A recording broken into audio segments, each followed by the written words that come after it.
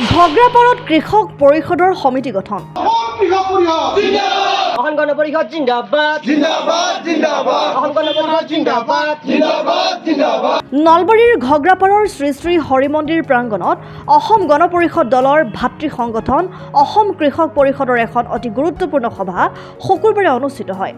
উক্ত সভাত অসম কৃষক পৰিষদৰ ঘগ্ৰাপাৰ আঞ্চলিক সমিতি গঠন কৰা হয়। প্ৰায় ৩ শতাধিক লোকৰ উপস্থিতিত অনুষ্ঠিত হোৱা সভাখনত অসম কৃষক পৰিষদৰ কেন্দ্ৰীয় সভাপতি পৰেশ বৈশ্যই সাংগঠনিক দিশসমূহৰ ওপৰত বক্তব্য প্ৰদান কৰে। সভাখনত অসম যুৱ পৰিষদ কেন্দ্ৰীয় সমিতিৰ সভাপতি জিতু বৰগোহাঁই, কাৰ্যকৰী সভাপতি ঋষিকেশ শৰ্মাই অংশগ্ৰহণ কৰে।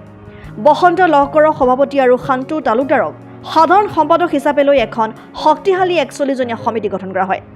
কিছুদিন আগতে ইয়াতে আমাৰ দলৰ সক্ৰিয় কৰ্মী তথা অসম আন্দোলনৰ এগৰাকী অগ্ৰণী নেতা ছাত্ৰ সন্থাৰ প্ৰতিষ্ঠাপক সম্পাদক নাওধন ডেকা ডাঙৰীয়াৰ আজি কিছুদিন আগতে ইয়াত বিয়োগ হৈছিল। তো আমি যুৱ পৰিষদে আজি তেখেতৰ বাসগৃহলৈ আহিছিলোঁ আৰু তেখেতৰ বাসগৃহত আমাৰ দলীয় শোক প্ৰস্তাৱ লগতে শোক বাৰ্তা আমি তেখেতক প্ৰদান কৰিবলৈ আহিছিলোঁ। সমান্তৰালভাৱে আমি যেতিয়া আহিছোঁ, ইয়াত থকা আঞ্চলিকখনে তেওঁলোকৰ কৃষক পৰিষদৰ এখন আঞ্চলিক কমিটি আজি গঠন কৰাৰ সিদ্ধান্ত লৈছিলে। আৰু আমি আহি ইয়াতে দেখি অভিভূত হৈছোঁ যে ঘগ্ৰাপাৰ আঞ্চলিকত প্ৰায় ১৫০তকৈ অধিক ইয়াত কৃষক আজি উপস্থিত হৈছে এই ৰাতি ৮টা বজাত। গতিকে এইটোৱে প্ৰমাণ হৈছে যে আঞ্চলিকতাবাদৰ যি ভেটি নলবাৰী সমষ্টিটোত এইটো নথকা নহয়, আছিল। কিন্তু আমাৰ যিসকল ভাতৃভগ্নী সংগঠন আছে, ভাতৃভগ্নী সংগঠনৰ সক্ৰিয়তাই এই যিটো ভেটিটো অধিক মজবুত কৰিছে বুলি আমি অনুভৱ কৰিছোঁ। আজি ইয়াত আহি উপস্থিত হৈ আমি যদিও যুৱ পৰিষদ কৃষক পৰিষদৰ সভাখনত সন্মানীয় সভাপতি পৰেশ বৈশ্য ডাঙৰীয়া ইয়াত আছিলে, আমি দেখি অত্যন্ত সুখী হৈছোঁ যে এই আঞ্চলিকখনত প্ৰায় ১৫০ অধিক মানুহ ইয়াত কৃষক আহি উপস্থিত হৈছে আৰু তেওঁলোকে স্বতঃস্ফূৰ্তভাৱে এই আঞ্চলিকখন গঠন কৰাৰ লগতে আজি অসম গণ পৰিষদ তথা কৃষক পৰিষদত যোগদান কৰিছে। গতিকে ই এটা ভাল লক্ষণ বুলি ক'ব পাৰি। আৰু আমাৰ দৃঢ় বিশ্বাস অসমৰ ৰাইজৰ ত্যাগৰ ফলত জন্ম হোৱা অসম গণ পৰিষদ দল এই নলবাৰীতে নহয় সমগ্ৰ অসমতে পুনৰ উজ্জীৱিত হ'ব। জাতি ধৰ্ম বৰ্ণ নিৰ্বিশেষে ধৰ্ম নিৰপেক্ষতাক শক্তি হিচাপে লৈ উন্নয়নৰ আধাৰ হিচাপে লৈ আমি অসম গণ পৰিষদ ৰাইজৰ মাজত আঞ্চলিকতাবাদ সুৰক্ষিত হোৱাৰ লক্ষ্যৰে আমি আৰু অধিক শক্তিশালী ৰূপত প্ৰতিষ্ঠা কৰিব বিচাৰিছোঁ। আমি প্ৰত্যেকেই জানো যে অসমত যদি আঞ্চলিকতাবাদ শক্তিশালী হয়, অসম গণ পৰিষদ শক্তিশালী হ'ব। অসম গণ পৰিষদ শক্তিশালী হোৱা মানে অসমৰ জাতি ধৰ্ম বৰ্ণ নিৰ্বিশেষে সকলো ৰাইজ সকলো নাগৰিক সুৰক্ষিত হ'ব। আমি এই ঘগ্ৰাপাৰৰ পবিত্ৰ ভূমিত হৰি মন্দিৰ প্ৰাংগণত আমি কৃষক পৰিষদৰ এখন আঞ্চলিক গঠন কৰাৰ কাৰণে আমি আজি ইয়াত উপস্থিত হৈছিলোহি।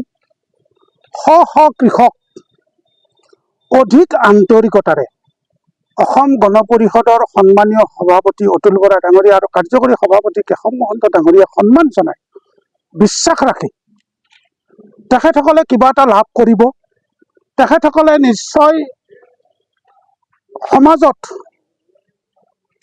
আত্মপ্ৰতিষ্ঠা পুনৰ লাভ কৰিব, এই আশাৰে আজি ইয়াত সমবেত হৈছে। আমি কৃষকসকলক পৰামৰ্শ দিলোঁ, আশ্বস্ত কৰিলোঁ যে আপোনালোকৰ কৃষক আৰু কৃষক পৰিয়ালৰ সুৰক্ষিত ভৱিষ্যতৰ পৰা আমি অসম গণ পৰিষদে 1 ইঞ্চিও আঁতৰি নাহোঁ। আমি আপোনালোকৰ কৃষক আৰু কৃষক পৰিয়ালৰ সুৰক্ষিত ভৱিষ্যত নিশ্চিত কৰাৰ কাৰণে আমি কাম কৰি যাম। অসম চৰকাৰে গ্ৰহণ কৰা কল্যাণমূলক আঁচনি যাতে কোনো মধ্যভোগী দালালৰ প্ৰশ্ৰয় নোহোৱাকৈ আঁচনিসমূহ লাভ কৰিব পাৰে, তাৰ কাৰণে আমি কৃষকসকলক আজি কিছু কথা অৱগত কৰিলোঁ।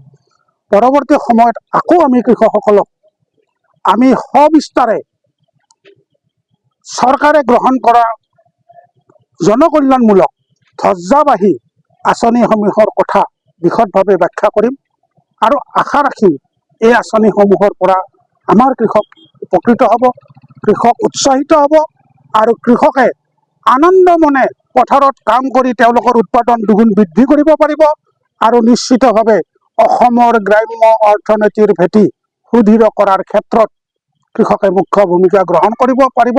আমিও অসম কৃষক পৰিষদে চিন্তা কৰি আছো সমগ্ৰ অসমৰ কৃষকক যাতে আমি সন্মানজনকভাৱে কৃষক পেঞ্চন দিব পাৰোঁ আৰু কৃষকক যাতে কৃষক পৰিয়ালক সুৰক্ষিত কৰাৰ কাৰণে বিনামূলীয়াকৈ অতি কমেও 5 লাখ টকাৰ বীমাকৰণ কৰি দিয়াৰ ব্যৱস্থা কৰি দিব পাৰোঁ।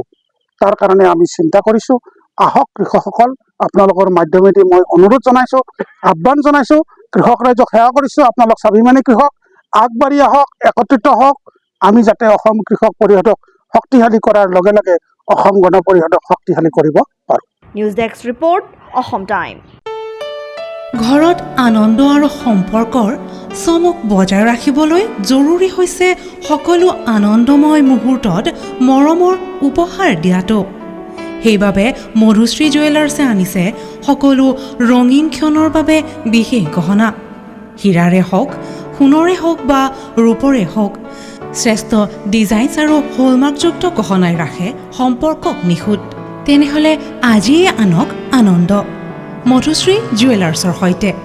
যোগাযোগ কৰক 7002800341 নাইবা ভিজিট কৰক LNB ৰোড, নলবাৰী, অসম।